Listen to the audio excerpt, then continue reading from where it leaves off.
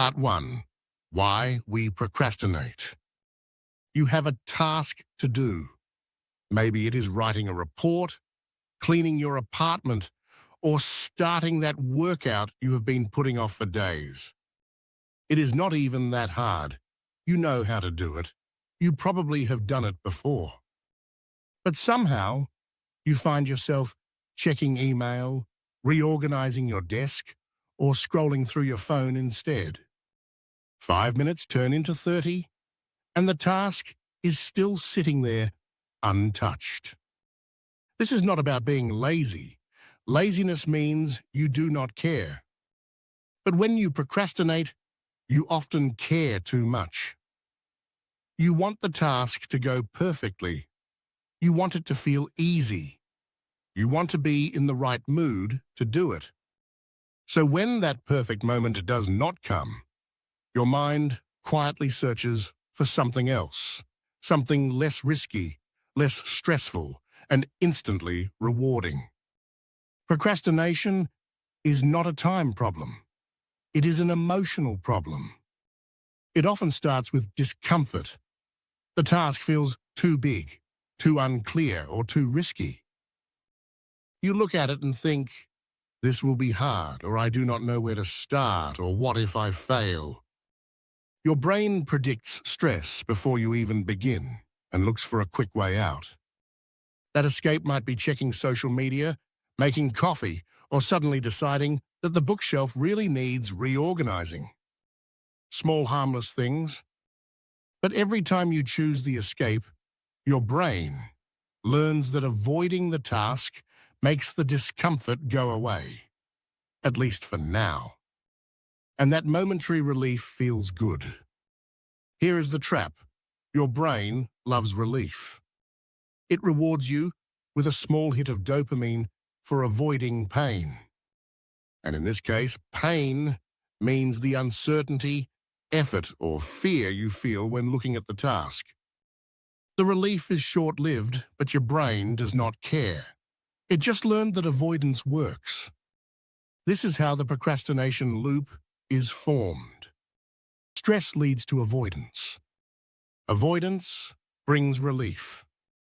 Relief reinforces avoidance. And the next time you face a similar task, your brain remembers the shortcut. Skip the discomfort, get the relief. You might think the solution is willpower. Just push through. Just do it. But willpower is like a muscle. It gets tired. When you are stressed, distracted, or low on energy, that muscle gives out. And you fall back into the loop.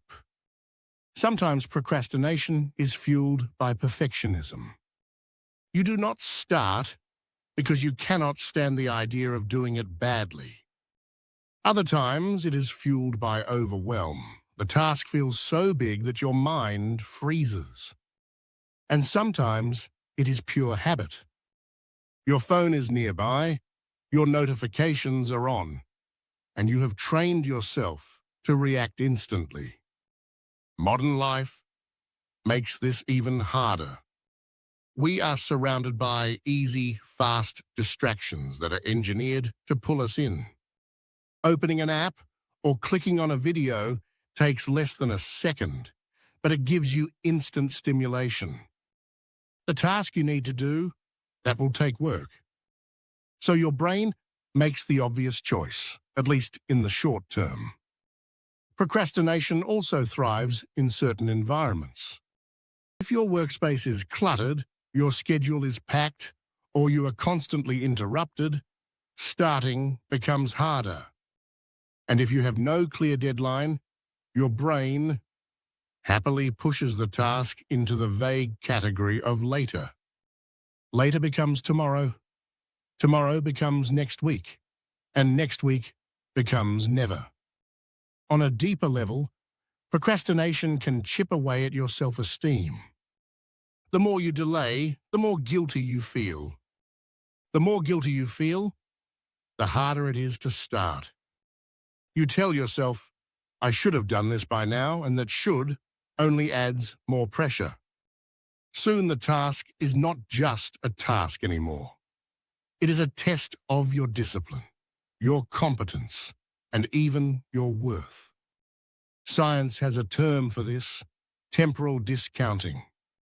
We value immediate rewards over future rewards. That means we choose the comfort of avoiding the task now over the satisfaction of finishing it later. It is not logical, but it is deeply human. So how do we break free from this loop? The answer is not more guilt, more pressure, or endless to-do lists. The answer is learning how to face the discomfort without running away from it. And that is actually where mindfulness comes in. Because mindfulness is not about forcing yourself to work harder. It is about changing your relationship with the thoughts and feelings that make you avoid the work in the first place. Part 2, how mindfulness works. Mindfulness is one of those words that has become a trend. You see it on magazine covers, meditation apps, even coffee mugs. But at its core, mindfulness is simple. It means paying full attention to the present moment, without trying to change it, judge it, or escape from it. When you are mindful, you notice your thoughts and feelings as they come and go. You do not fight them. You do not get swept away by them. You watch them like clouds passing through the sky. Some clouds are dark and heavy. Others are light and harmless. But you do not have to follow any of them. This is where mindfulness becomes a powerful tool against procrastination. Because procrastination starts with a feeling: stress, boredom, fear, uncertainty. Normally you react to that feeling by escaping into a distraction. Mindfulness trains you to pause in that exact moment, to notice the discomfort and stay with it. The magic is not in making the discomfort disappear. It is in learning that you can handle it, that you can feel the urge to avoid a task and still choose to start anyway. Instead of being pulled around by your emotions, you start making conscious choices. On a brain level, mindfulness changes the way your mind responds to stress. It strengthens the prefrontal cortex, the part of your brain that handles planning, decision-making, and self-control. It also calms the amygdala, the part that triggers fight or flight responses. This means you are less likely to react automatically to discomfort and more likely to respond thoughtfully.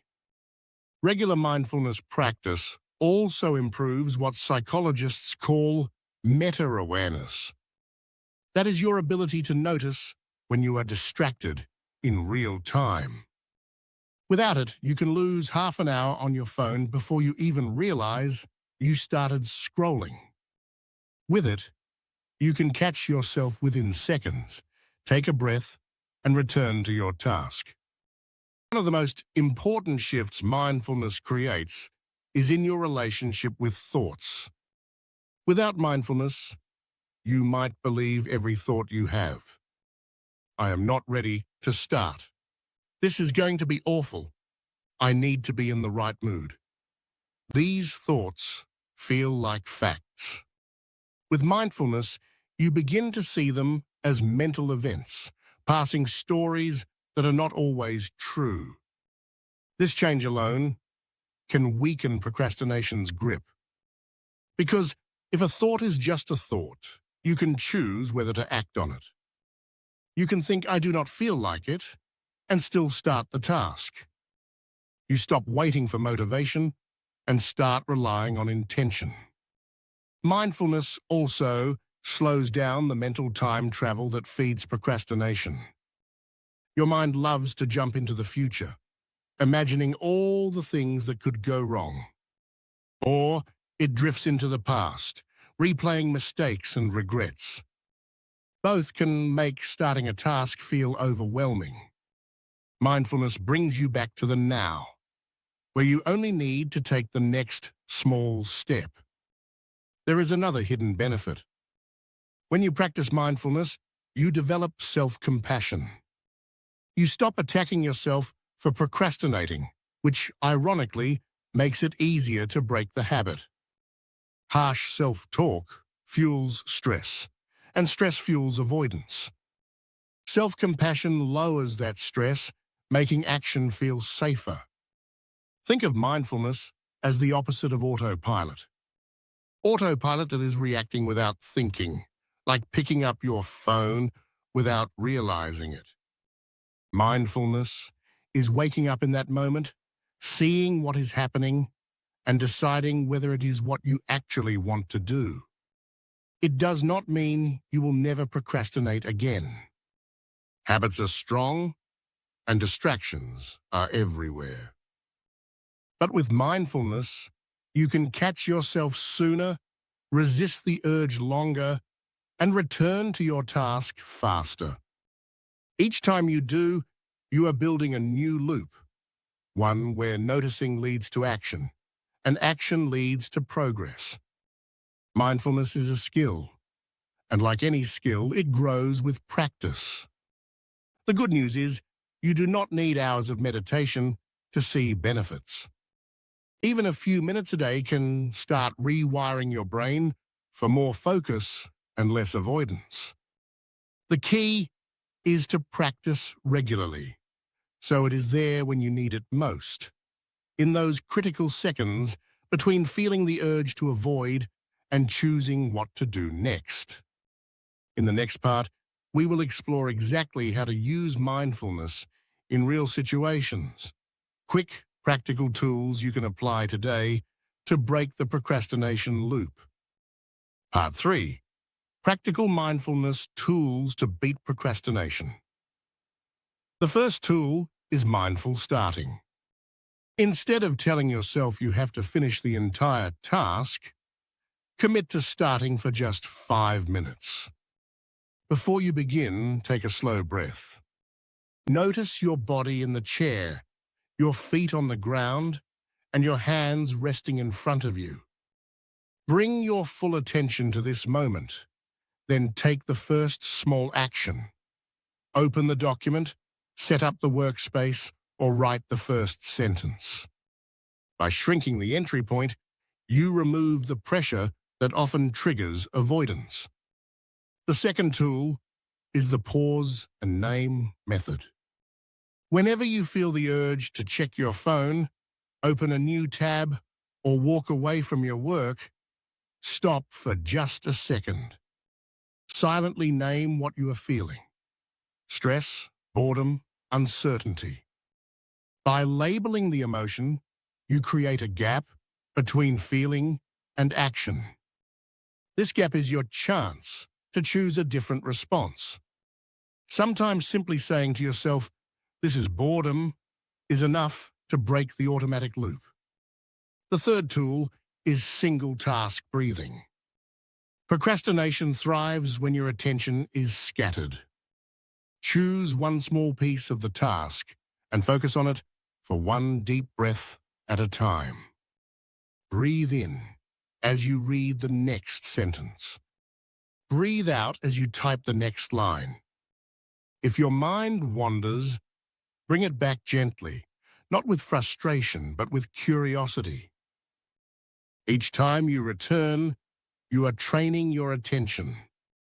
Another powerful practice is the mindful reset break. When you catch yourself lost in distraction, instead of jumping straight back into work, take a 1-minute reset. Close your eyes. Feel your breath. Listen to the sounds around you without judging them. Then open your eyes and choose the next step on purpose.